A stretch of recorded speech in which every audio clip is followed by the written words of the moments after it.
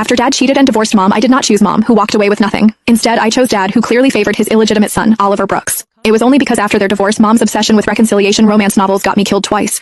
In my first life, Mom was so desperate for Dad's respect that she willingly gave up everything in the divorce just to take me with her. In the end, my heart condition flared up, and without money for treatment, I died in agony on that hospital bed. In my second life, I went against Mom's wishes and asked Dad for the surgery money up front. However, Mom was hell-bent on pushing Dad onto a so-called redemption path, forced me to go bungee jumping the day before my surgery. Dad tried to stop me from jumping, but he was speeding and ended up in a fatal car crash. Mom blamed everything on me. With pure hatred in her eyes, she shoved me off that cliff. Useless piece of trash. Not only can't you help me win your father back, but you got him killed too. You might as well die with him. That moment made everything crystal clear. Mom never actually loved me. She just saw me as a tool to get Dad back. When I opened my eyes again, I was back on the day Mom demanded a divorce from Dad for the third time. Connor Lawson, since Aaron is back from overseas, I'll give you what you've always wanted. Let's get divorced. We can go to the courthouse tomorrow. Just like in my previous life, my mom did not give my dad any chance to explain. She boldly slammed the divorce papers in front of him. She had threatened divorce countless times because of his first love, Aaron Brooks.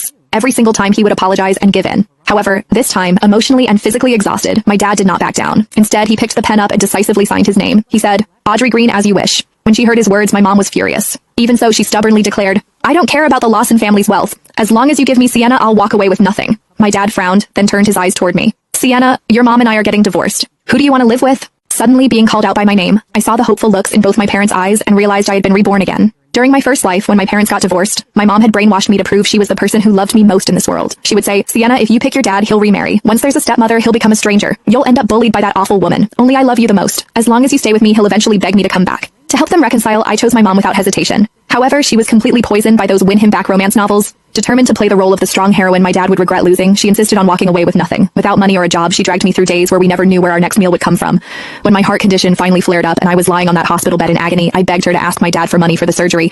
Yet, she lashed out at me instead, furious. "We're divorced. We may be poor, but we still have pride. How did I give birth to such a useless child? You want me to sell my dignity and self-respect for some money?" In the end, I died in excruciating pain on that hospital bed. Pathetically, even in death, I believed every word my mom had said. So, in my second life, I still chose my mom. Nonetheless, I was more careful this time. I secretly asked my dad ahead of time for the money for my surgery and our living expenses. My mom cursed and criticized me for being greedy, but she still pocketed the bank card my dad had given us. What I did not expect was that the day before my heart transplant surgery, she suddenly learned that my dad was attending a parent-teacher conference for Aaron's son, Oliver Brooks. Consumed with jealousy, she started brainwashing me again. "Sienna, whether your dad and I can get back together depends entirely on your performance this time." I chose to believe her once more. Later, she dragged me to a bungee jumping platform and sent the photos to my dad. "Connor, you know Sienna has a heart condition, right? She's about to bungee jump because of you. Are you going to stop her? If you don't get here in an hour, she'll jump." The moment my dad got the message, he sped over. Sadly, he crashed on the way and he ended up dying in the flames along with Aaron and Oliver. My mom pinned all of it on me. She unbuckled my safety harness and shoved me toward the abyss with pure hatred in her eyes. She hissed, saying, "If it weren't for you, Connor wouldn't have died. Useless trash."